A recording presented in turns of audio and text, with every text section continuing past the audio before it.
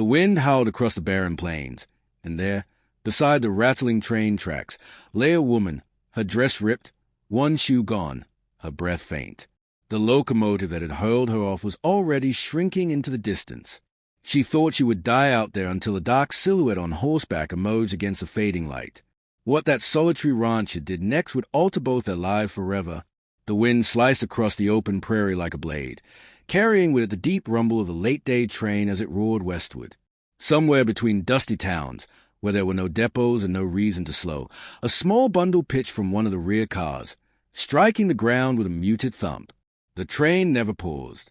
A veil of dust drifted down over the shape, lying among the weeds beside the tracks. She did not move at first, only her hair, a tumble of chestnut curls, stirred in the breeze. Her dress was ripped at the sleeve, her palms scraped raw. One shoe was gone. Miles away, astride a weather-beaten horse the color of tarnished copper, a man named Eli Carter was heading home from a long trip for supplies. Eli had a reputation for keeping to himself. Folks said he was a decent man, just quiet, maybe too quiet. His ranch stood alone against the skyline with no company save a half-blind sheepdog and the sighing of wind through tall grass. He might have ridden on if not for the faint silhouette in the distance. Something about it, small, still, pulled at him. As Eli drew near, his chest tightened. It wasn't a bundle at all. It was a woman. He swung from the saddle, boots grinding on the gravel. He called gently. No reply. Her eyes blinked open, and for a heartbeat he saw fear flare across her face before she tried to scoot away. Easy, he said, palms out. You're injured. I'm not here to hurt you. She coughed, trying to speak, but her voice was a rasp. Train, they shoved me. Her lips were cracked, her complexion ashen. Whoever had tossed her from that carriage had intended she not survive. Eli knew there were no settlements within walking range, no shelter, and the sun was already sliding toward the horizon. Without another moment's thought, he gathered her into his arms. She was lighter than he expected, almost fragile, and he could feel the faint tremor of her breathing against his chest. He placed her on his horse, mounted behind her, and steered toward home. By the time they reached the ranch, the light had sunk behind the low hills. He carried her inside, laid her carefully on the worn sofa by the fireplace, and went straight to the stove. Soon, the scent of hot broth filled the room. She hardly spoke as she ate, her hands trembling as she lifted the spoon. When her bowl was empty, she finally asked in a low tone, "Why help me?" As though such a thing was strange to her. Eli leaned against the mantel. "Because you needed it. That's reason enough."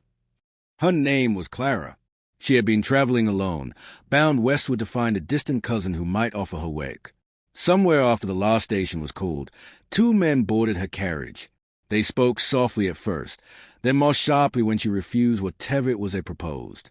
The final thing she remembered clearly was a rush of cold air as the door flew open. Eli didn't press for more. Some truce needed time.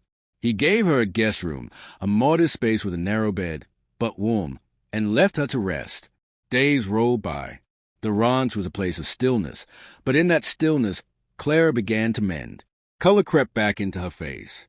She started helping with simple tasks, gathering eggs, patching a fence rail, feeding the sheepdog, who soon decided she belonged. Still, Eli noticed how her eyes strayed toward the horizon whenever the far-off wail of a train carried on the wind. There was a weight in her posture, as if she expected someone to come and take her away. One evening, seated by the fire, Clara finally spoke the full tale.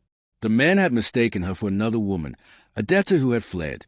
By the time they knew she wasn't the one, they decided it didn't matter. "It's simpler to silence the wrong person than admit the error," she said, voice flat. Eli's jaw clenched, though he kept quiet. He'd learned long ago that anger was most useful when acted upon. The next morning, he saddled his horse. "I'm going to town," he told her. "You'll be safe here." He locked the door. Clara watched him ride off, worry flickering in her gaze. In town, Eli asked questions discreetly, listening more than speaking. It wasn't long before he heard of two strangers seen leaving the station days earlier, heading to a saloon on the outskirts. He found them there, hard-faced men with laughter that made his skin crawl. When he stepped through the doorway, the chatter died. He didn't shout or swing his fists. He simply stood at that table and said, "The woman you pitched from that train is alive. Come within 50 miles of her again, and you won't be." They chuckled, but the sound was thin. There was something in Eli's eyes that made them shift uneasily. When he returned, Clara was on the porch. She studied his face for a long moment. "Did you?" "They won't trouble you," he said plainly. Relief softened her features. She stepped closer, her fingers twisting. "I don't know how to repay you." "You already have," Eli answered. "This was just land before. Now it feels less empty." From that day on, Clara remained, not because she lacked anywhere else to go, but because she wanted to stay. The ranch that had once been silent now held laughter in the kitchen, the warmth of shared coffee at dawn, the steady beat of 2 pairs of footsteps moving side by side.